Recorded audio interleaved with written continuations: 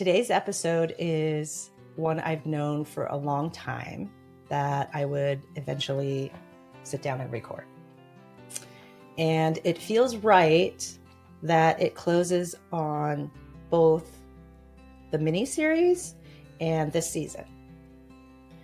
Because before either of us became the women we are now, before midlife, before the shifts, before the clarity, before the becoming, both Marva and I entered motherhood through loss.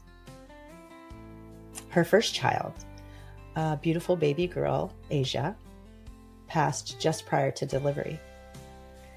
And my first child, my son Jack, passed from SIDS at 6 months.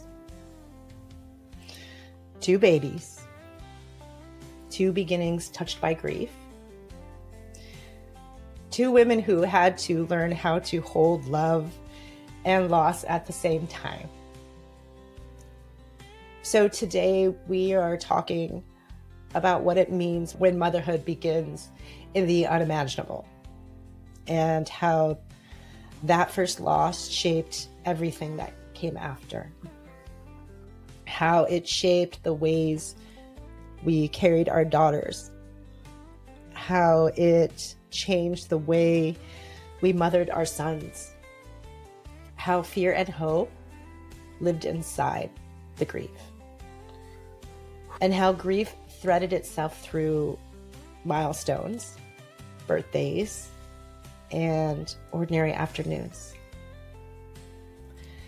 And how even now in midlife, these children, though only here for moments, still shape the mothers and the women we have become.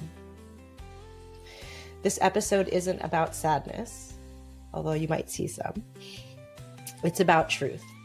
It's about the kind of becoming that only loss can carve. It's about tenderness, remembrance, and love that never stops moving through life.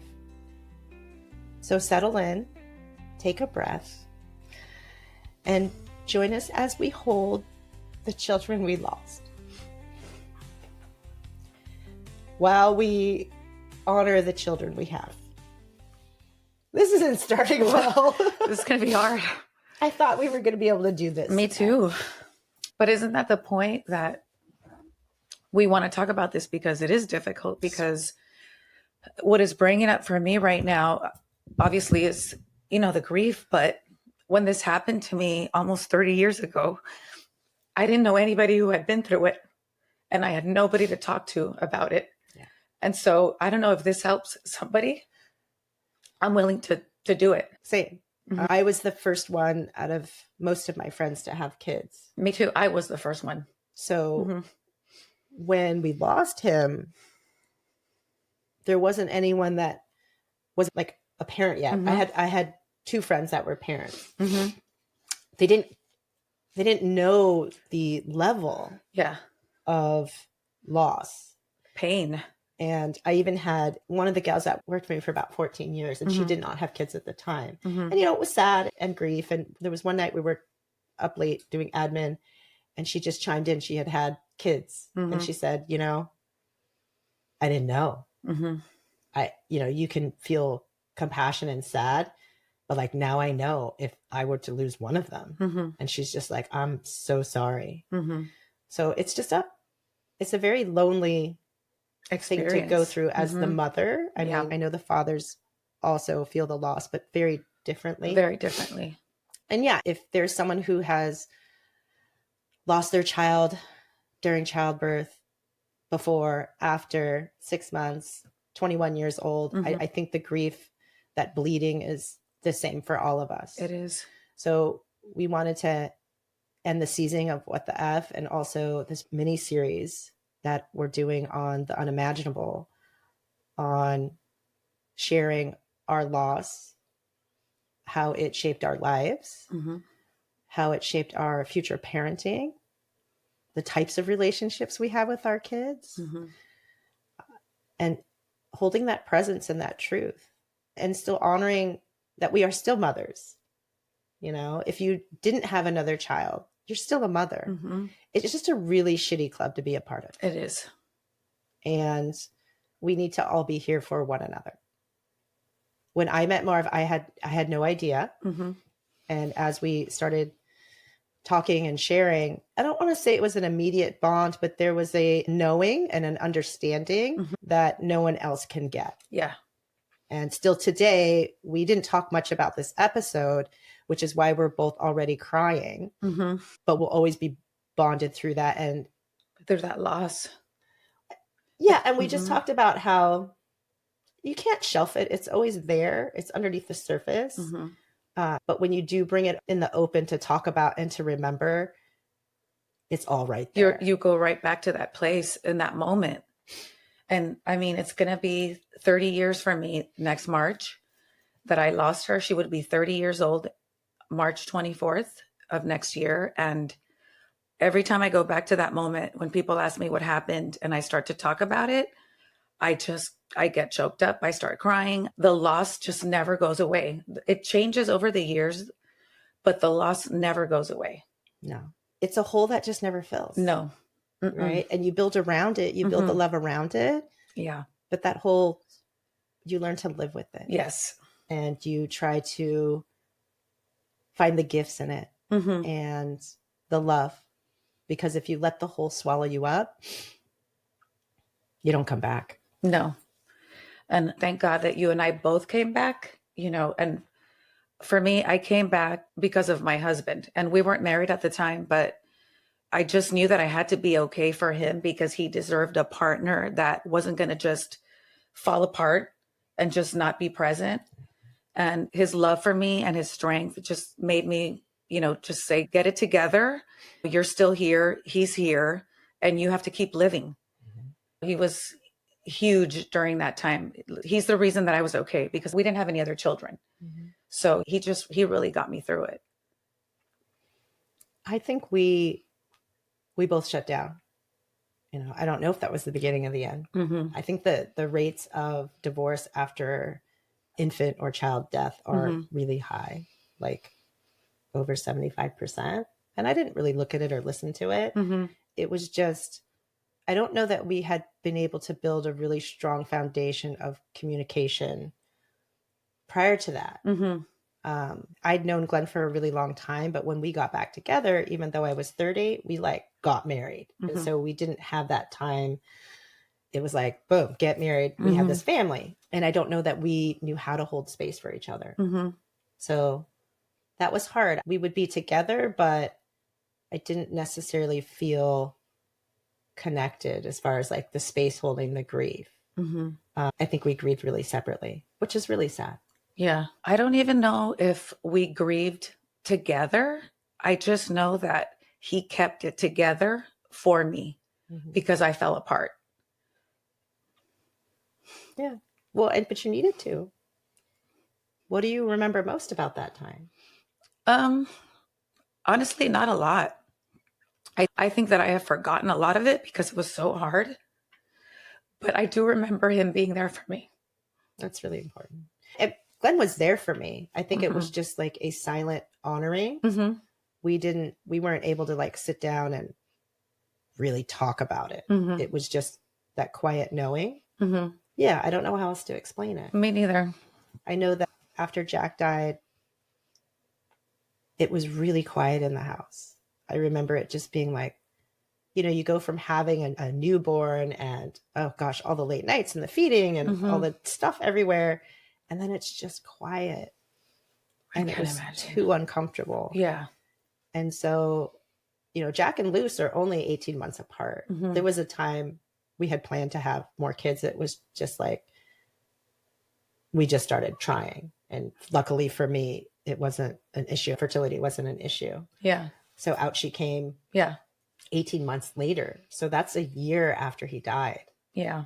So unfortunately, I think that a lot of that, the grief or the sitting through it was swept under the rug. You know, we have a baby that's alive. And so in a healthy way, you start to focus on that. Right. But I don't think I don't know that you ever really completely have closure or agree. It's just, especially with something like SIDS, where you don't even know why. You have absolutely zero idea why.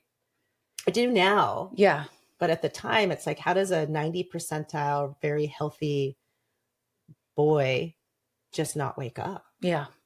Right. And you look back at the things, yes, he was colicky, but he was healthy and he was happy. And I know now, after going into osteopathic and intuitive practices, what happened. Right. And that's just, it's very gut feeling. I was in a course and we were doing cranial nerves, and they started talking about the vagus nerve. And there was just something about it. I burst into tears and couldn't stop. And I said, oh my gosh, his vagus nerve failed. And looking back on delivery, they thought he might have swallowed some meconium. So when he started crowning, they suctioned him out and he was fine. But in that remembering of how babies are born, they all turn their heads a little bit to clear, right? And I think he is turning his head and they suctioned him out. And I think it kinked his vagus nerve. And I think that's probably where colic comes from. And I think that's where his uncomfortableness at rest, like his nervous system couldn't regulate. And the vagus nerve is the largest innervating nerve from the cranial system. So it wraps several times, goes down through the neck. It wraps several times around the heart. It wraps several times around the stomach, and then has a lot of innervations into the intestine. So I think his heart failed. I know his heart failed because he just didn't wake up. And the autopsy, there was nothing. There was I'm not really going to go into the day because I won't be able to keep it together. Yeah. But I was at work, and Glenn and I used to switch off who was working and who was home with the baby. And whoever had to work the next day, the other parent was on nighttime and dawn patrol. So he had been up with Jack for a really long time. I think he came to bed at like 4. So when I got up to go to work, I didn't want to wake anyone up. So I peeked in on the baby and he was fine, sleeping. I didn't even kiss Glenn because I wanted him to get some sleep. And that was the last time I saw him. Alive anyway. And I don't know. It just shocks me. That's the biggest thing that is shocking, is how does a healthy baby not wake up? So on that note, healthy. I was a healthy 25-year-old that had 0 complications in my pregnancy. And I went a week over my due date, and on the way to the hospital, I could feel her moving all the way there. But when I got there, she was gone. So yeah, I don't understand either, because 0 complications throughout my pregnancy, 25 years old, completely healthy.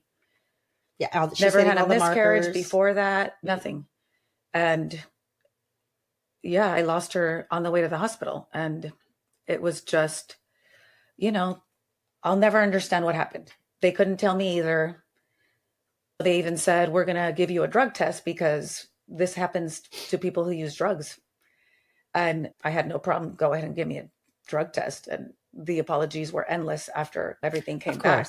Of course. We just don't know. I don't know what happened, but you go on trying to live with that. And it's like I said, like we both said, it never goes away.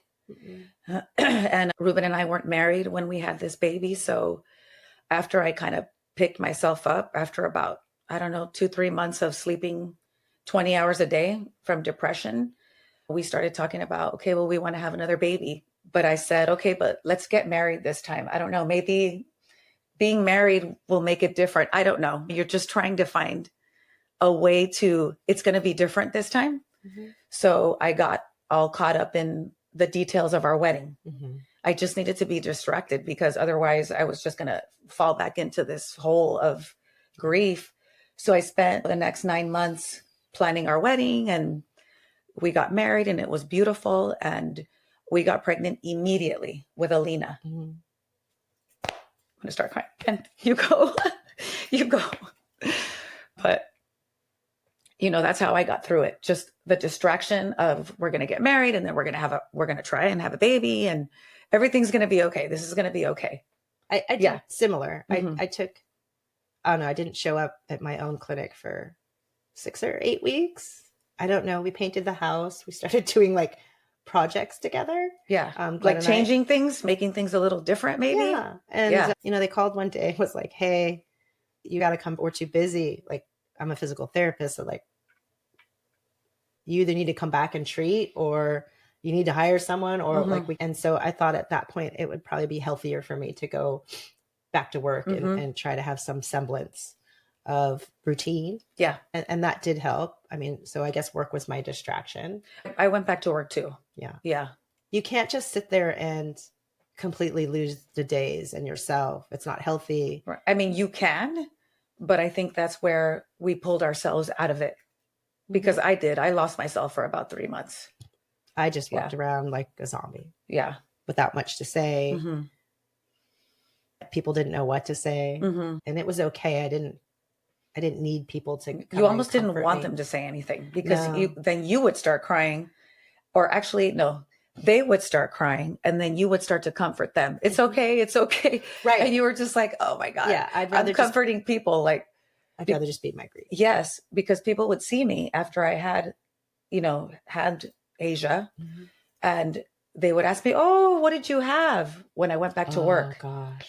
And I would say, I had a girl, but she passed away. And they were like, oh my God, I'm so sorry. And then you feel like, and they would start to get upset and I would have to comfort them. Yeah, so I had a friend who worked with me at the time and she kind of made a plan with me. Every time we were about to see somebody new, she would kind of quickly go up before me. Oh, that's good. Just so you know, her baby passed away. And they would be like, oh my God, okay. But at least they don't. People stopped asking me, but sure, that took about a month or two before. So it's like the shock every time. Constantly. Right? Like, oh. And people are wonderful. They want to be, oh, you had your baby. You're back from maternity leave because I went all the way. Yeah. And it was like, yes, I had my baby, but she died. And it was just this constant reliving it and comforting people because they would get so upset for me, But yeah, it was a hard time. But like now I want to talk about all the positives, right? Because yes, we're going to talk about the positives because too. It was to this day, I'm 55 years old. My daughter would have been 30 years old. And it is still the worst thing that's ever happened to me in my life. And the most difficult thing I've ever had to go through and get through. Hands down. Yeah. Yeah. Jack would be 23 right now. I had him when I was 30. And I think going on 31, maybe. I can't remember. But yeah, he'd be 23. And I always put him in with the kids. Like I know Luce wouldn't be Luce and Nate might not have even have been here because we knew we wanted 2 kids. Yeah. And I always just try to put him in though, even like throughout all their milestones. Yeah. It's like, oh, they would have been in high school together or, Luce would have really had a big brother and a little brother. How would that have changed Nate's ability to deal with his sister if there were 2, right. It's all of those, but I know it's not real because the moment that shifted and that he lost, it made room for Luce and Nate to come in. Right. Right. Because everything looks different. But it's a coping mechanism for sure. Yeah. I was 4 months pregnant with Jack when we got married. And part of the positive or part of what I look at that is that Jack made sure that we were together so that Luce and Nate could come in, that they were the souls that were meant to be here on earth with us. And so like, if I hadn't gotten pregnant, because we had kind of not just gotten back together, but very recently, I was planning on going much slower. But then this baby was coming and it was like, okay, you've chosen to start a family. Right. So let's start thinking that versus where are we going to live, and so I like to look at it in that positive aspect of he came in to make sure that we were together. Right. So his brother and sister could come in. Yeah. I totally get that. Yeah. It's the same thing like with you saying, let's get married. Yeah. And not just that, but just quickly, I was in a really terrible relationship before my husband. And I just kept going back to this person. And we broke up and I met my husband, I would say about a year in. And then this guy came back in trying to pull me back and he always could. And I know that Asia coming into my life, coming into my body saved me. I feel like she saved me because a part of me thinks that I might have gone back but I couldn't go back, obviously, because I was going to have a baby and I had met this wonderful man. And I just feel like that was her purpose in my life. She came in to save me. I really believe that. All these years later, like I've obviously, we think about it and we've talked about it. And I feel that that's why she came in. Yeah. Her purpose was for those 9 months in my life and in my body. And does that bring you a little bit of peace? A lot. Same. A lot. Yeah. Yeah. Jack's personal purpose for me, not just in creating a pathway for his sister and brother, was that I was a very black and white, Western, science-oriented PT. So if I couldn't see it, it didn't exist. Mm-hmm. And then your son passes away for no reason. And it shifted the veil a little bit for me. Like, not everything has a reason, right? And then as I started training, I don't think that I would have been as open into going into some of the osteopathic and energetic practices had that not shifted me. Right. And so I have always said Jack's gift in his death was putting me on my path for my purpose. Right.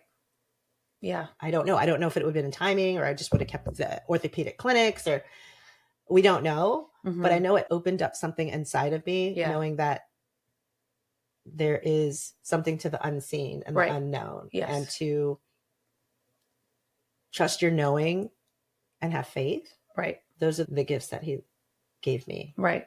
I don't know if there's many purposes, but I've always said that I don't think I would be the practitioner that I am today. Right. Without that happening to me. Yeah. And trying to figure it out. Yeah. Right. Yeah. And the compassion that we have, not just for death, but for everything. We look at things very differently. Very differently. Yes. Starting motherhood and loss. Yes. Right? Absolutely. Yeah. Did that make you more anxious as a parent? How did that absolutely experience when you then had Alina and then Buddy? Yeah. Because we ended up having girls and boys in the same order, although at different times. How do you think that experience of loss shaped your parenting as a mother? I mean, it definitely, first I'll say that I looked at Alina with nothing but gratitude. When she was born, I was so grateful. I felt so lucky. I just felt like, what a miracle. And honestly, babies are a miracle. Childbirth is a miracle. But I think I had taken that for granted. I think I just thought, okay, I'm 25, I'm pregnant, I'm having a baby. Like it all works out. Yeah. And obviously losing Asia right before the birth made me realize what a gift life is. Like, what an incredible gift it is. And I don't think I was appreciating that. So when Alina came into my life, and the moment she was born, I just felt like this blessing and this gift and this gratitude, and just, I know I'm a better mother because of it. I know that I tried even harder to be, a good mom and be present and just be grateful, because I think a lot of people have kids and they're not grateful. I think it's just, they feel it's just part of what you do. It's the checkoff list. Yeah. Yeah. And I was guilty of that. Absolutely. And Asia changed the way that I saw that 100%. I'm so grateful to be a mother to this day. For me, that's such a gift. It's one of the greatest. It is the greatest gift. It's the greatest thing that I've done in this lifetime. Yeah. Of all the things I've done. Me too. Motherhood and the relationship with my kids now, because it still they're moms, but it changes as they get older. It is the most, I don't know. It's the best thing I did. Me too. That's the thing I'm the most proud of. Same. Being their mom, being Alina and Ruben's mom. And do you think that the loss of Asia shaped that, not only in gratitude, but I don't know, the want to be a great mom? Because we had ones taken away from us. Absolutely. Like I said, we didn't get the chance. Like you said it perfectly, before that, I hate to say it, but it was just a checkoff list. Okay, now I'm going to have a baby. It should be fine. I'm in this new relationship because my relationship with my husband was very new, but we knew we wanted to be together. We were in love. So I thought, okay, well, I guess we're doing this. Yeah. But it wasn't the way that I felt when I got pregnant with Alina. With Alina, it just felt like such a gift from God. And I was so grateful and I felt so blessed. And I hate to say that, but yes, it did change it. It did. Oh, it does. And I've never stopped feeling that way. And I don't know, maybe I wouldn't have felt like that if I hadn't lost Asia. Maybe I wouldn't have been as present and connected because I don't know. it was difficult, you but know. I do think that something else would have shifted. I think that's the way God sort of works, is to like say, hey, you need to wake up. This is the most I mean, I would important hope thing you're so, gonna but do. you know, leading up to getting pregnant with Asia, nobody was happy about it. My mom wasn't happy. His parents weren't happy. Yeah. It was a struggle in the beginning. And so I was kind of consumed with what everybody felt about it and about Yes. us and about me. And I wasn't concentrating on the gift that it was. Mhm. But Yeah, with Alina, with all the noise. with Alina, there was nothing but what a gift. And I'm so grateful and I'm so happy and I'm so excited. And even though I was really, really scared that it would end the same way, I was really, really grateful and happy. Did that ease up after she came out? And you were like, okay, she's here. She's present. Yes, I just felt like, thank you, God. She's here. She's alive. Yeah. Like I did it. Like I got to this point where I'm holding this baby and she's alive because I didn't have that the first time. I had not anxiety, but a trembling of fear until both the kids passed that 6 months mark. Yeah. And even today, when people have newborns and I never say anything. Mm-hmm. And for me, it's that 6 month mark. I get it. For right? me, it's the birth. Yeah. Right after the birth, it's like exhale. It's over. That Someone fear. who's past 6 months, Yes. and you know, she was when they can turn their own heads and flip themselves over, because we still don't know why he stopped breathing. I was like, was he crying? Did he suffocate himself? I mean, you have all these things going on in your head. And, you know, even the coroner was like, no, he wasn't crying. He would have had broken capillaries and there was nothing. He just, because they did find him from where I saw him, which he was face up here in the crib. He was like 180 degrees on his belly. So I thought, oh my gosh, he must have suffocated, or Glenn was sleeping and he didn't hear him crying because he was such a hard sleeper back then.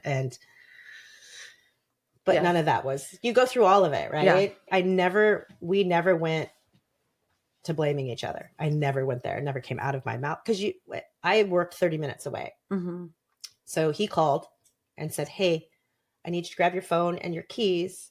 Bob Riley's out front waiting for you. And that's all he said. And I said, what happened to the baby? And he broke down on the phone and had said that he had passed. And it didn't register. So yeah, Bob Riley was sitting out front of my clinic. I was in Costa Mesa and we live in San Clemente. And so I get in the car and he doesn't know what to say, right? He was Glenn couldn't get a hold of Shan. Shan would have been the one he would have. And the whole time down, I'm like, that didn't happen. I'm sure he's fine. You know what I mean? Like just that processing. And I'm just going to see him when I get there. And it was a mistake. That couldn't be. I just saw him. And then it was, did Glenn not hear him? You know, it whispers in my head. Yeah. It obviously is completely not what happened. So you set that aside because your partner is also grieving. I mean, I don't know that he ever got over. Right.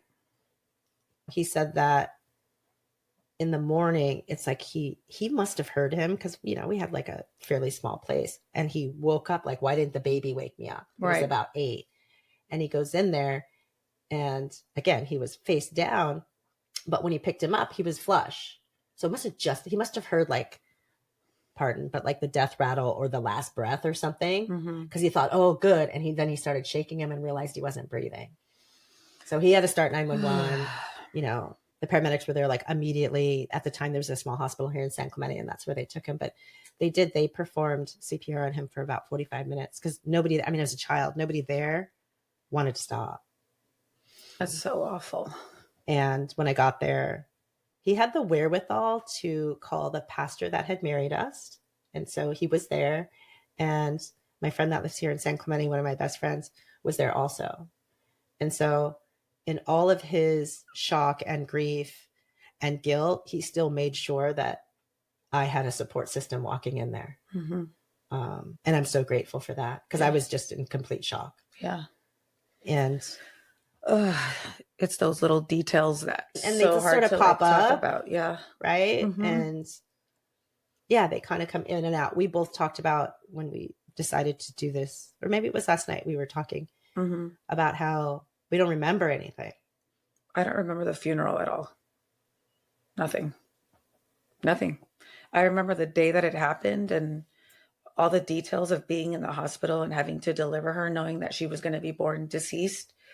And I just remember the nurse telling me, you can hold her as soon as she comes out. And I thought, I don't want to hold her. Why would I want to hold her? That's my thought. And then the moment she was born, I wanted to hold her.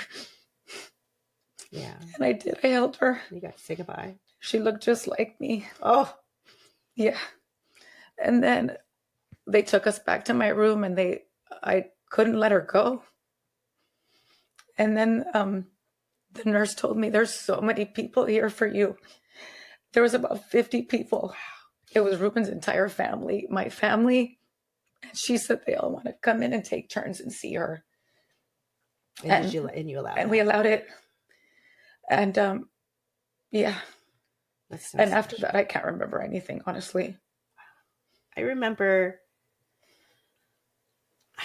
going, like, sitting at the cemetery, and they were asking, what kind of casket do you want? And here are the baby caskets. And I just thought they all looked so cheesy. I remember saying, no, I want, a solid wood. I want something that I remember custom ordering something. And then his headstone. And I wanted it to be really special because he was going to go in the baby section in Lake Forest. And so during that time, we had just taken some 6-month photos, not professional, but they were cute. So we actually put a photo on it, and I wrote a poem. So every time I go up there, we used to call him Baby Jack because Jack is such a masculine name. And I don't remember much else. Yeah. I know that my girlfriend Shan took care of whatever you do after the funeral, so people have a place to go. We had people driving out, getting in cars 16 hours, jumping on flights. Because again, we were kind of like the first. Yeah. The funeral was amazing. There must have been 200 people there. And they were clients and friends of my family. That just the tender place you have for a child, because there's just no reason. Yeah. I remember those moments, but I don't remember like the timelines of anything. Yeah. I don't remember what life was like after I went back to work. I kind of went in robot mode, I do. We did not go through counseling. Neither did we. I tried, but there wasn't anything. No, back then there wasn't a lot either, was there? No, I ended up going to a grief support group at a hospital nearby where we lived. And when I walked in, it was much older people. I want to say people in their 70s. And it was mostly people grieving the loss of their spouse, of their partner. So I just felt really, just like nobody understood what I was going through. Didn't really resonate. So I went once, and then that was it. That was it, the extent of trying to get some kind of, help for what I was going through. And then I just thought, I just have to keep living. I just have to stay busy and keep going. But I know that there's so much help out there now for people who lose babies, children, which is wonderful, because it felt like a very lonely place to be for a long time. Therapy has just come a long way in general. It has. It definitely has. And the stigma behind it of just being able to express and figure out where you are. It used to have this like negative connotation, I guess, like, oh, you couldn't do it yourself. And so now I'm glad that has changed. Right. And that there are so many services. Yeah, me too. And information and the internet and podcasts and things like this where people can find spaces. Even if you just want to sit with someone else that has been through it. Because like I said, I didn't know anybody else for a very long time. Yeah, I didn't Still either. to this day, I have one client that lost his first son from SIDS at 4 months. And it's the only person that I know that has experienced the death of their child in the same way. And the last time I looked at statistics, I think it was 1 in 3,000. That's a lot. It is a lot. It happens mostly on the East Coast, mostly to boys, mostly in the winter. I don't know if right? That's and weird. A lot of times the boys are premature. Okay. Jack was born at 37 weeks, but he was fully cooked. He was in like the 90th percentile. He was 7 pounds something. And so we weren't worried about it. His lungs were fully developed. Right. There just wasn't any issues. Right. Yeah, I don't know. Do you feel robbed of the innocence of your pregnancy? Absolutely. you know? Yeah. But like I said, it was already kind of a challenging time for me because of the circumstances, but I never thought that was going to happen. No, of course not. I never thought that I would lose her, Never. minutes before. She's supposed to enter the world. Yes. Yeah. Never. So I did feel robbed of the innocence of that. And then after we got married and right away, we were like, we want to have a baby immediately. I didn't enjoy the pregnancy. I was gonna scared. ask you that. I was If you're scared terrified. the whole pregnancy. It's kind of like how you said you didn't feel like you could exhale until after they were 6 months old. Mhm. I didn't feel like I could exhale until I gave birth and there was a live baby, a live birth. Yeah, I can totally see So the that. whole 9 months, I was just terrified. Were you taking like extra precautions with what you're eating and resting and all of that? Like you didn't have any, there was nothing, there were no red flags during your pregnancy No, beforehand. nothing. No, because there was nothing that I thought that I did that had caused it. Right. Do you know what I'm saying? But that's good. Yeah. I just thought maybe I just can't get to the finish line. Like you can't carry full term. Yeah. Maybe, Oh, that's I scary. just don't go into labor because I never went into labor. Mm-hmm. And so that's what I was scared of. But I had a different doctor who said, we're not even going to get to the end of the line. We're going to induce you 2 weeks before. So I thought, okay, that kind of kept me okay Mm-hmm. from losing it Okay. till the end. But that's good. Yeah. You have that plan. Yeah, he was a great doctor. I don't know what happened to him, but he was awesome. Dr. Lee. I still remember his name, Dr. Lee. He was awesome. Oh. Yeah. Did Ruben respond differently through your second pregnancy? No, Ruben has always been like, you just keep moving. When bad things happen, you just have to get up and keep moving. And just like he was through the first pregnancy, he was through the second, Mm-hmm. just keep moving. And I went back to work and he went back to work. He went back to work the day after she passed away. That's a coping mechanism. I know. For sure. Yeah. And because his dad said, you got to go to work, you got to get up and you got to go to work. So, he's just always been that guy, you know what I mean? And I'm so grateful for that because if we had both fallen apart, I don't know what would have happened. No, someone honestly. has to take turns keeping it together. Yeah. Right? He's always kept it together. Yeah. I had a very easy pregnancy. All my pregnancies were easy. All my deliveries were easy. Thank God. It was like 5 pushes and they come out and none of them were too big or everybody fell within 37 I never went full term. It was 37, 39. Nate was 38 weeks. They're cooked by then, I guess, in me. Yeah. With Luce, the difference of Glenn was he was very, very, very protective of her. Yeah. So at that time, the business had grown big enough to where we decided that he would stay at home and my schedule would be flexible enough that it would be the best for the family. Yeah. And so those 21 months before Nate came, he was very not nervous, but just so protective of her. And she was a great baby. She would go to bed at 7, sleep till 7. She'd sleep 2 hours during the day. Very easygoing. So that was helpful in restoring sort of your faith in parenting, raising kids, all the things, because you're just tired all the time. Yeah. But there's a different kind of grateful tired. Yeah. Right? Yeah. When you've had such a huge loss. Yeah. Yeah. I always tell Alina, who's my second born, that she mended my broken heart. She really did. Yeah. Lucy mended mine.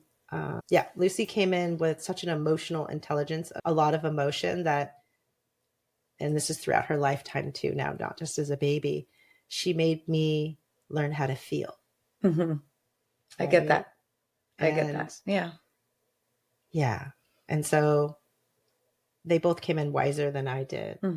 I was actually terrified being pregnant with Nate. That was a very different experience because I had lost a boy. And so the whole time I was pregnant and to that 6 months with him, I was terrified. Yeah.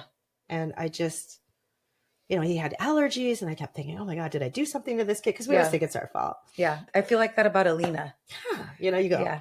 Did I she had a lot of anxiety. Because I was because I was so anxious and scared. And then we start reading about how they absorb everything. And so I always thought like, oh, that poor kid. I was just so worried that it wasn't going to go. And how was I going to feel like having another son? Yeah. Because with Lucy, it was something different. It was a girl. And so because it was different, I could let my guard down a little bit and embrace it. But then having a boy, Yeah, that was, and neither of them had any medical issues. They were fine. Yeah. It's just pure fear. That's interesting because I didn't feel any different being pregnant with Alina and Ruben. I was terrified both times. Oh, well, yes, I could see that Yeah, circumstance I for was sure. absolutely terrified. Yeah. And I feel sometimes a little bit of guilt, like you said, because Alina does have anxiety issues. And I think that I do that to her. But my son, Ruben, doesn't have any anxiety issues. And I was just as anxious during the pregnancy with him as I was with Alina. Yeah, I think part Actually, of that, more. and I think part of that is just like the lessons that they've got to come in Yeah. and learn. Yeah.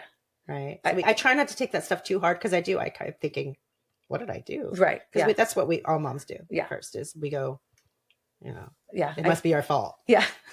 Everything's our fault. Everything's right? our fault. Yeah. They have opened me and made me learn about myself, maybe want to learn to be a better everything because of their presence in my life. Me too. And so I'm a better human. So am I. I'll stick it out. I'll work really hard because I want not even for them to have a better life. I want them to know and have an example of how you're supposed to live. Yeah. Not in a righteous way, in a healthy, happy. Yeah. So, did you become like overprotective and anxious and vigilant after they were born, or was it just until they were born and then you could soften? I think because of the circumstances of how I lost Asia until they were born. Obviously, you're overprotective of your children because they're your children. But no, for me, it kind of would fade away after they were born. Yeah. I just needed to get to that finish line successfully. And my anxiousness would kind of just, soften. Did you mother differently? Mother differently? I mean, I don't know because I never got a chance to mother. Well, did you grieve differently while she was with you? Yeah, Did that shift for you? I still grieved Asia, but like I said, Alina was just like this comfort. It almost felt like Asia had come back in Alina. It could have happened. Ruben said that to me once. We were at a Disney on Ice show with Alina, and I started to cry. And he said, "What's wrong?" And I didn't even have to say it. Right. And Ruben said to me, "She's right here. She's right here." And I just thought, is that true? Maybe it is. Maybe this is her. I had someone tell me once, I had this full disclosure. I had a miscarriage between Jack passing and Lucy being born. And we didn't tell very many people because of, again, that, oh, I'm so sorry, that pity, I don't want to comfort someone else because I've just gone through another major loss. But someone told me, it was an energy worker. She said, that your kids, because they can see their spirits. She said, Lucy was actually that miscarriage. And when she came in, she realized we weren't ready. Oh. And so I had a blighted ovum, which meant when I went in for the ultrasound at 12 months, there was a sac, but there was no fetus. And it was like, she came in and blipped in and was like, oh, they're not ready yet. Okay. I don't know if that's true, but it warms my heart a little bit. Yeah. Right? Yeah. Me too. It does. And they are both very connected to Jack, even though they never met him. Because we've always talked about him. We've always visited him. The monarch butterfly is our sign for Jack. So we did a lot of camping when they were little and butterflies in general. But we tried to keep that memory alive. Like, you do have a brother. He's just watching over you. And I think both the kids get emotional over that sometimes. Especially Nate, when he was little, we were visiting and he was about 5 and he said, I just never got to meet him, not for one day. And he was crying. And I thought, oh, honey, he's here with us. Yeah. So they have their own private relationships with their brother. I still think that they talk to him and ask for guidance because they know more in that realm, Sorry for all the tears, people. I know. This is a rough one. We're going to get through it, though. Might not be as flowy as some of the other ones because it's so close to home and so direct. I'm glad we're doing it, though. Let's talk about when we had our boys. Was that a little bit further enough away for you after the delivery that you could settle into momhood and not have guilt and not be in fear all the time. Yeah, for me it was. Mm-hmm. For me it was. I really, again, I didn't enjoy the pregnancies because I was always so traumatized by how the first one ended. But yeah, I mean, we really enjoyed Buddy because, you know, we weren't going to have any more. So now he's, you know, the last one, and we have a boy now because we had two girls. Mm-hmm. So yeah, it was a really wonderful, exciting time to have my little son, my little baby. And like I said, for me, once they were born, all that anxiety was gone. Thank God. You know what I mean? So it was just a really joyful time. And I just felt like my family was complete when he came into the world. Same. That's it. Like I felt like I didn't need anything else to be happy. Same. He was it. He completed me. He completed our family. It was a really happy time. I felt that after I got past the 6 months initial mark with Nate, then I actually was able to really relax and enjoy the kids. At some point, I had to remind myself to be present because I was so busy and working and this. And I always came home and we did the bath and the bed and the reading, or I had, you know, Fridays off and I'd go volunteer. But there was something about that busyness that I came to the realization when they were very young. Nate was probably 2, that like I was keeping them here. Yeah. Because I was so afraid one of them was going to die and like wouldn't survive. And so I had to do a little work of getting over that, because even if one of them were to die, I want to be able to love them as much as possible with all my heart while they're here. Yeah. And I think that the greatest lesson for those of you that didn't experience loss is that we take for granted the time. And I've never taken it for granted the time I have with my kids. Once I got to that place of being able to open, didn't matter if I was tired. It didn't matter if they were being jerks. It was just always, I'm always going to be there. It's present. Yeah. And I mean jerks from like little kid jerk, temper tantrum, to teenage now. Jerks, to now, mini adult jerk, all of that. Yeah. I'm so present for everything. Me too. And they're coming into a time now where I get a little bit of, I want to say my own life back, but I can not be so hyper focused on them that it feels really good, because I feel like they've got a good start of figuring out what they want to do. And there's no expectations from me. It's, what do you want? Right. Part of that comes from how I parented them and the closeness that we have now. But that wouldn't have been able to happen if I didn't consciously decide to be a very, very present parent, partly from the loss of their brother. I totally get that. You know? Totally. Which anniversaries still stick with you? What do you mean? Like birthdays? Her birthdays? Is it her birthday? Well, because her birthday and her death day are the same day. Yeah. That sticks with me. Always. Like I said, next March, she would have been 30. And I just think I'd have 2 daughters and a son. And, and they're all like adults and doing their thing. What we'd be doing. And like I said earlier, she looked exactly like me. She was born with like a full head of curly hair and like big eyes and dark eyebrows. And I just think, what would she look like now? And would she be married? And would she have her own kids? Her birthday is a difficult day for me. Like you said, birthday and death day. I don't go to the cemetery. I can't do it. I went the first year and I noticed that I would get really sick right after for like a full week. And then I thought, why am I doing this to myself? She's not there. Right. But her birthday is definitely a day that, you know, that's always a little hard for me. Birthdays, death days, what do they call it? Death anniversary. I still go. You know, what's really interesting is the first couple of years, I felt like I'm supposed to be doing something. I'm his mom. So again, he's in the baby section.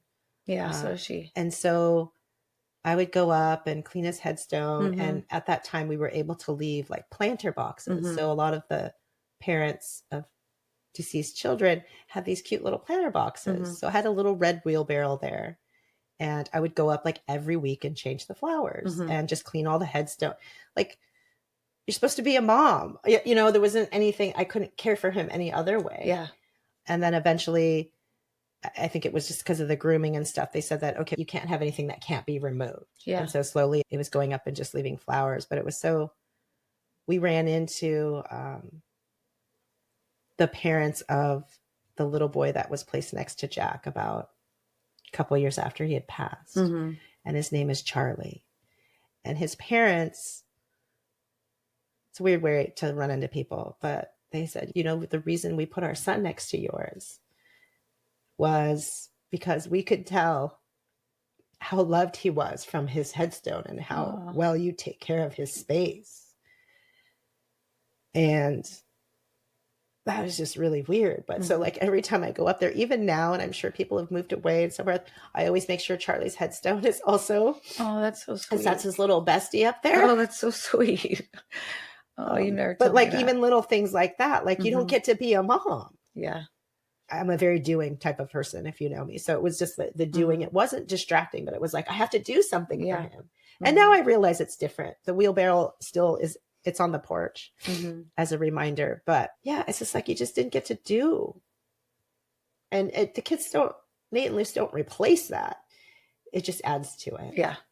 Right. Yeah. I probably think I don't know that I spoiled them, but I did a lot for my kids. Yeah. I spoiled mine for sure. Because I didn't get Still to do. spoiling them to this day. I know we do. We do. They're appreciative. But they deserve it. They deserve it. They're very deserving of all of it. Did losing Asia change your parenting pattern long term? I think it did for me. 100%. Everything I do is different because of Asia. Yeah. Not just in parenting, but everything. Right? Everything. Yeah. Yeah. Everything. What are some of the things? I mean, just like I said, the gratitude that I have, I would say when you're young, you don't have that. You just think, oh, I'm pregnant, I'm going to have a baby. You know, it's so easy. It's not easy. Anything can go wrong. Just for me, just the gratitude. I'm so close to my kids. I don't think about them dying. Thank God, because I can't bear the thought. No, you can't go there. I just think I'm just so lucky to have them and that they're close to me. They know that I've lost a child. And I think Alina's the one who told me years ago, I feel so sad that you went through that. That's terrible. I can't imagine you going through that. So it's also changed the way they see me. Yeah. Which most kids don't usually feel bad for their parents about anything. No. But they have this compassion for me that I otherwise wouldn't be there. And they know that I'm so connected and involved because I've had such a huge loss. It does shapes everything. Yeah. How do you hold that loss now in midlife, separate from motherhood? I don't know. How do you hold it? I'm not sure how to answer that. I hold it as gratitude, like you said, because the only way to survive it, the only way to go on and live a healthy life is to find the meaning, not necessarily the purpose, but some meaning for them being here, and then the gift that they leave in their leaving. Finding the gift that Jack gave me in his death is probably what I go to when I see my life now and how different the evolution of my profession has been for me, and trusting my own gifts and talents. Yeah. Because I think that he sprinkled fairy dust on them. Yeah, me too. He sure did. So after hearing your answer, so yeah, I definitely think that the way that I hold her loss now is that I'm not afraid of death anymore. I used to be very scared of death when I was younger.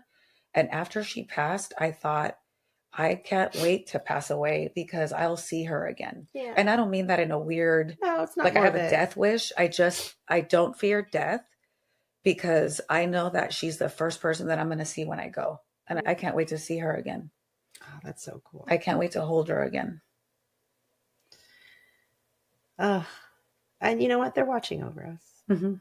I think they do guide us in their own ways. They do. I ask him to watch over his siblings a lot when I'm like, oh man, you're going to have to walk with him. This is a big one. Or because, you know, they're away at school. They're so far away right now. I always tune in and just say, hey, can you peek in on your sister? Or can you guide your brother? He's having a really rough time. And that is comforting though. Yeah. Right? It's like having a second set of hands and eyes. Yeah.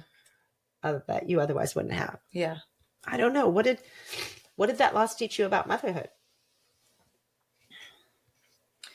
I just go back to gratitude. Yeah. Don't take anything for granted. Being able to give birth to a child is an enormous gift. It's not just a given because we're women. Mm-hmm. I had zero respect for the miracle of life until my child was born without it. Right. I have so much respect for life and for mothers and our roles in our children's lives.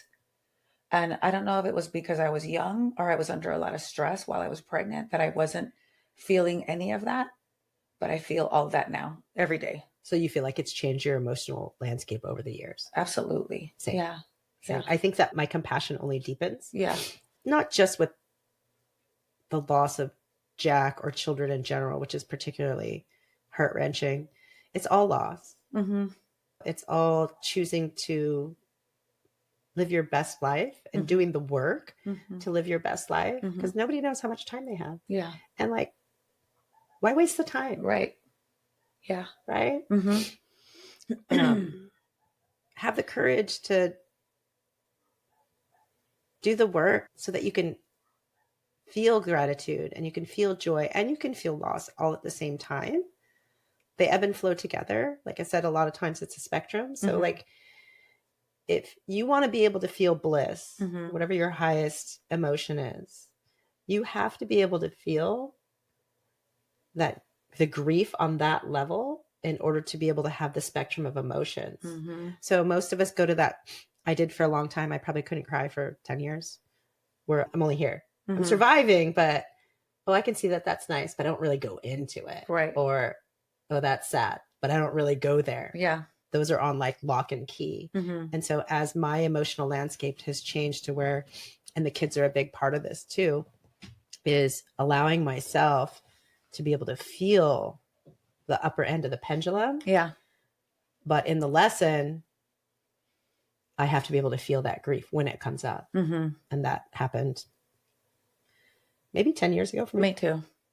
Where I just visceral crying response. It wasn't targeted to thinking about one thing. It just all came up. Mm-hmm. And it was like, that was the beginning of me being able to like truly feel mm-hmm. more than just stay where it's safe. Yeah.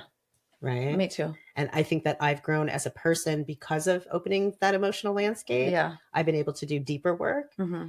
And I feel like I am, it's going to sound weird ego, but like I am in the best place of my life now. And every year after this, I want to be the best year of my life. That's my commitment to myself, is every year it's that check-in and that, am I in alignment? Am I living my authentic life? And if I'm not, what do I need to do mm-hmm. to veer back onto that path? Right. And it did. It all started with that loss. Everything happens for a reason. Yeah. I know it's a really shitty thing to say when you've lost someone. I know. But you'll get to a point where when you can see the bits of life. Yeah. The bits of light in it all. Hopefully, because otherwise you just wallow in sadness, and then the death of that baby has now taken your life also. Mm-hmm. And that's, if you have other children and loved ones, that's not fair to them, and it's not fair to you. You deserve to be able to live in a place from happiness. Mm-hmm. Yeah. And to have happiness again and mm-hmm. to find joy. I think what happens is that the sensitivity gets much higher, mm-hmm. and I think your capacity for joy actually becomes much greater after loss. I would agree. Don't you agree? Yeah, I would agree. Again, it's that pendulum. You go way down here, mm-hmm. and then that means that you can swing all the way up here. It doesn't mean that something is taken from you. Right. All right. Let's see. Did losing Asia shape the way you showed up in relationships other than motherhood? Like with Ruben, friendship, family? You know, it's funny. When we first started, I don't know, 30, 40 minutes ago, and I said, Ruben was really there for me. Like, he's the only reason I got through it. I definitely fell more in love with him when that happened, because he was just so amazing. And he literally picked me up off the floor because I was just destroyed. So it definitely made me feel closer to him. And I had so much more appreciation for him. I think friendships, I mean, I was so grateful for all the people that showed up for us. But I would say that I just really felt closer to Ruben, and just so grateful for his presence in my life, because if he had been a weaker man. No, it's strength and presence from a masculine man. Yeah. Yes. And that's the yin and the yang of marriage. And we weren't even married at the time. He could have walked away. He could have said, you know what? Didn't work out. I really don't have any commitment to you. Yeah. I'm really sad and I just want to be on. I mean, he could have left, and it's true. That was never even a thing. Not at all. That's amazing. He was even whispering to me when I was giving birth to her that we were going to get married and that we were going to go on and have more kids. Oh. Mm-hmm. That's what he was whispering in my ear. Yeah. To get me through the birth. Yeah. Mm-hmm. Oh, that's amazing, Marva. Mm-hmm. To have that kind of presence. It is just, there's something about that masculine presence that's safe and grounded in the moments where we can't do it for ourselves. Yeah. I hope it's not rare, but I think it's amazing. Good job, Ruben. Why do you think I love the guy I so know. much? All right. So we'll kind of wrap it up in this sense. Okay. We're so sorry. I'm so sorry. I'll cry. What would you say to another mother who has lost a child? I would definitely, in today's, I guess, culture, go get therapy immediately, because there's help available everywhere. I feel like I would have done much better, much sooner if I had had some kind of therapy, some kind of help. Support system. I felt very alone in my grief. And I would say, it's going to be okay. I know it feels like you just want to die with that child in that moment, but I promise you there's a light at the end of this really dark tunnel. There is. We've both been there and we're both on the other side of it, and you will be too. I promise you. Yeah. And I think that my, not advice, but it's okay to grieve, and it's okay to remember, and it's okay to talk about them when they've been gone for 20 or 30 years. They are a part of your family and always will be. I think it's important to the other family members that they know that the complete family unit, that one of them's not here, and that they can do their own grieving in their own ways for not having a brother or a sister or an uncle or whatever it may be. It puts people in a place of, like you said, compassion for just loss, and allowing people to grieve in their own way and come back home. If you don't actually do the process of grieving, you don't ever come back home. Mm-hmm. So that's what I would say. Yeah. Is grieve it. You have to go through it. Yeah. Unfortunately, there's no way around it. Yeah. There's no way around. You have to go through. Because, if you don't, and I probably didn't grieve fully for a good 10 years, because I just started having more kids and did the business, and it does catch up to you in many different ways in all your relationships. Yeah. So release it so you can be fully present and fully in emotion. Yeah. Right? Okay. So, sorry for the ugly cry. Oh my gosh, such ugly cry. No, me. You don't cry ugly. I do. Okay. What are the positive imprints, if you had to just name a few? My relationship with my husband, my relationship with my children, my relationship with myself. Myself, for sure. I would say that, I came in with a lot of empathy. So did you. It deepened in a different way.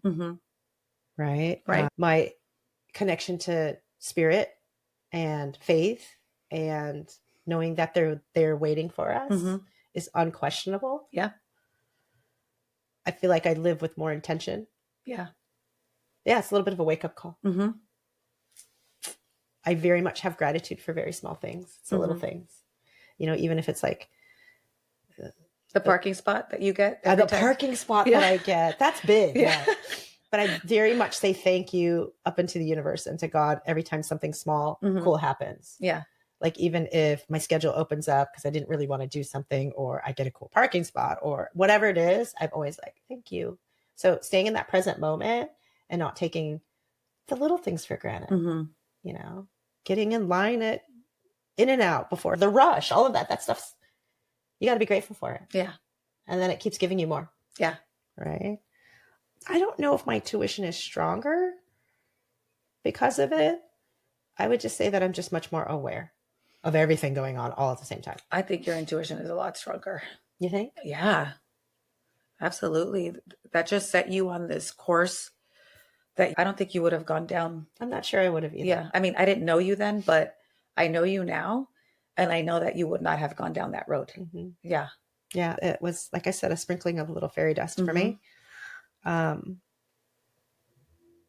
mean, there's some shadow imprints that I feel like, because that happened to us at the beginning of our journeys of motherhood, that I'm constantly aware of. And I don't say I'm constantly battling, but I'm aware that they're there. So I don't let them overpower, like the overprotectiveness for the kids. Right. It's subconscious, but sometimes it's conscious. Okay. There was a purpose in telling them to go away to school. Okay. You know? Yeah. Not just because I need some time, but like setting them free. And setting yourself free. Yes. Of that. Oh my gosh. Yeah. One of them's going to die. And I couldn't help it if it was going to happen. It's out of my hands. Yeah. And so I'd rather live in grace and trust and enjoy them for however long we're all here for. Yeah. I'm not afraid of death. Yeah. If I were to, I don't want to, but if I were to go today, tomorrow, I am good with the way that I've lived my life. Me I too. have zero regrets. I hope that I can keep going and keep expanding and experiencing all the wonders of life while being able to witness my children grow. Yeah. Into who they're going to be, and if they choose to have families or not. I hope I get to witness it. Yeah. But I have no regrets. I don't even think I would change anything. I mean, you can't. Yeah. If I wished Jack here, like I said, I always picture him in our family, but if I wished him here, I just wished away my entire life. I know. I don't know. I don't think I can say that I wouldn't change anything. I would still, if I could, I would change that. But the trajectory of everything that happened and all the growth. I know, but it's wipes just the way I feel. Yeah, I know. You know what I mean? Yeah. Like, I'm grateful for everything I've learned and who I am because of it. But if I could change it, I would change it. Yeah. If you could just like crank that little like tiny tweak thing. that little part of my life and everything else stayed the same. Yeah. I know. Yeah. Well, if I could do that, that would be a nice option. It's just, I think that's what I mean. The gratitude I stay in is like, hey, don't wipe. I know I can't change it. So that's how but you know what I'm saying? I'm just like, don't go there and wipe everything that ever happened to your life from that point on. Yeah. No, I don't. Right. I don't. I'm just saying, but if you're asking me, is there anything I could change? I would change that. I just would. You know what I'm saying? I do know what you're saying. It's a wish. It's like a wish, a dream. Yeah. Yeah, I know. Yeah. It's a dream. It's a dream. That's a good but word. I'm grateful for who I am because of it. But it's just a little dream. What part of you is softer now? All of me. You think? Oh, yeah. All of me. Yeah, like I said, I just really didn't realize the gift that it is to be a woman and to be able to have a child. And, you know, and that one thing changed everything about the way I see just being a woman, being alive, everything. I just have such respect for life. Agreed. Yeah. I think I've softened a lot and just into my feminine energy as I've been able to be a mother, not just a parent, but the mother part, and embracing, like, just being a strong feminine person actually made me softer. Because for a long time, I felt like I lived in a lot of male energy. You know that with the businesses in this. And so making that shift for me has softened me. I think some of the earlier days when Jack was not with us, there was a bit of an armor I put on. And it wasn't until I started taking that armor off that I actually could feel the true grief of losing a son as a mother, as a woman, you carried this life in your womb for 9 months. And I wasn't able to go there for a long time. And I'm so grateful I have, because that's the only thing that softened me. Yeah. Because you know me, I'm like, go get it. Yeah. And now I realize that's not my way. Yeah. And so I'm very grateful for that. Yeah. Because I don't want to live like that anymore. Mm-hmm. What healing happened for you only over time? I mean, obviously the healing of not having her, I don't know, just maybe like that self-doubt, like, why couldn't I bring this baby into this world alive? Like, just that doubt, that the little bit of self-esteem the self-esteem that it took from me. Like, there's something wrong with me. I see the wrong. There's something wrong with me that I couldn't see this to the end. And I really blamed myself a lot. That completely softened over time. I realized that I had nothing to do with that. This was the way that it was supposed to be. And I see that now. I think in the beginning, this is really weird to admit, I thought it was my fault. I thought I must have done something. I thought it was karma, right? Especially because we were raised in religion. I thought somehow you were being punished. I was being punished. Maybe I didn't deserve him.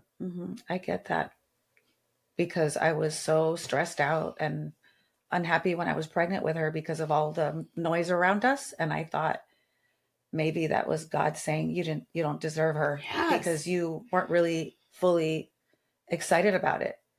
But that's not true. I know it's not true. That's not true. We deserve them. And what happened to us was meant to happen to us. And now we see the purpose. Yes. But if you go back then, it was well, there's no way we could have seen it through our pain, through our grief. So sad. Well, and just, there's a little bit of, you said self-doubt. I say self-hatred. Like, who loses a baby? You know what I mean? I'm saying this from the broken woman that was 30 that lost her child, not from who I am today. Yeah. Right. And I do know that shitty things happen to good people, and there doesn't have to be a reason. And so that's part of where I talk about how my black and white thinking from a long time ago has evolved. Even from when I met you and on, I'm a different person. Yeah, me too. You helped me work through a lot of that, losing Asia. I think you helped me too, like open up to the allowing the grief. So, we're meant to be friends. Yeah, we were. For sure. Do you have a final truth that you want to leave listeners with? I think that what makes us who we are not just all the wins and all the great things that happen to us. I think that these huge losses are also such an important and huge part of the people that we become. I would agree with that for sure. Yeah, I don't think that I would be who I am. I don't think I'd be as strong, even though I hate that word when everybody always tells me how strong I am. I don't think I'd be as soft either. That's a big thing for me. I just want to remind you guys to talk about your loved ones and remember them. And even if you think it's going to make somebody else uncomfortable and saying, oh, I actually have 3 kids, just one is not here, I do it now anyway to honor him. And I've stopped worrying about having to comfort another person for making them feel a way about something that happened to me. Yeah. And so when people go, I said, I don't roll over it, but I don't take the bait on their reaction anymore. I just say it because he's a part of our family. And if we don't talk about them and we don't remember them, it's like they never existed. And I can't bear that. We both have 3 kids, even though I know a lot of times we just say, oh, I have 2 kids. Yeah. But we have 3 kids. We do. And so it was heavy. I'm sorry. I didn't think I was going to cry. I thought I had it together. Every time it starts bubbling up. It's not possible to talk about them and not cry. I know. There's also a lot of joy there, though. There is. I'm glad we did this. I feel better. Do you? Yes, I didn't feel good when we started. I was having trouble breathing. I feel better. Yeah. I do too. I feel like my heart opened up a little bit. So thanks, Marv. Thank you too. And I hope that it helped you guys in seeing how raw and messy and how all over the place we are today. It kind of just comes with the territory. It's all of it. Thank you for being here with us during this conversation, for witnessing our stories and our tenderness, for holding space for the children who shaped us, even in their brief time here. And for understanding that motherhood is woven not only from our joys, like Marva was saying, but from the moments that broke us open and reshaped our hearts. As we close out this What the F Midlife episode and this Unimaginable mini-series, my hope is that you walk away with a deeper knowing that grief doesn't end the story. It becomes part of the story. And they live through us, through remembering them, honoring them, and choosing to embody their love in how we live today. And it can coexist with joy, with new beginnings, and with love that keeps expanding. To every parent that has lost a child, no matter when, no matter how, no matter for how long, you are not alone. Your love still counts. Your motherhood still counts. And your child still matters. Thank you for joining us in the truth. Our shift has ended for today. Until next time, stay curious, stay present, and stay in truth.